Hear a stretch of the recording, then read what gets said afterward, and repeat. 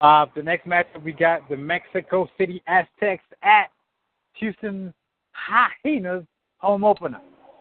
And in this one, I fully expect Mexico City and Houston. This is going to be one of those barn burner matchups where, whoever gets the ball last, the team that's going to win.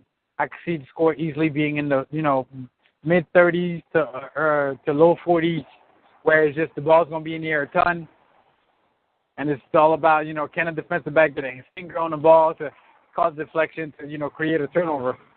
That's where we at with that. But as well with Mexico City, they have a little leg up because they were able to play week one and to, better see what works for them and what doesn't, as opposed to Houston, who's coming in fresh off the off season. And, they might have a plan in their mind, but, oftentimes the plan that you think and the plan that you see on the field are two different plans.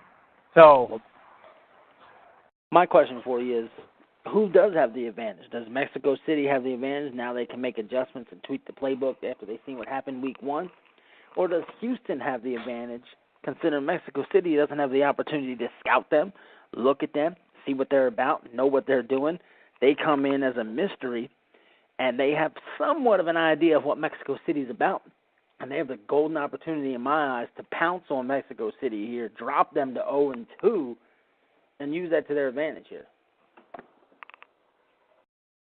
It could go both ways, but we all know the Hyenas coaching staff ain't want to ain't want to laugh at or to just overlook, because that was the one difference last season, is the addition of Corky to their staff. And I know he'll leave no stone unturned to make sure that they're able to stop, or at least put players in position to stop that Mexico City attack.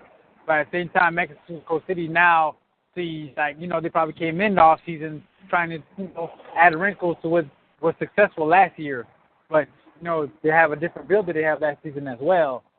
So in throwing those new wrinkles in and seeing what works and what doesn't, they're able to take away the plays that might not be as effective as they thought they should be, because that Z receiver isn't the same quality of receiver that they had last season. So it can work both ways. So, but like I said, I'll throw these numbers out there. I've got to throw these numbers out there to make sure people get it. Matt Wilson was held to 158 passing yards. Despite being held to 158 passing yards with this normally heavy offensive pass-heavy team, they still have the fifth-ranked offense in this league, and they bring in the number one defense.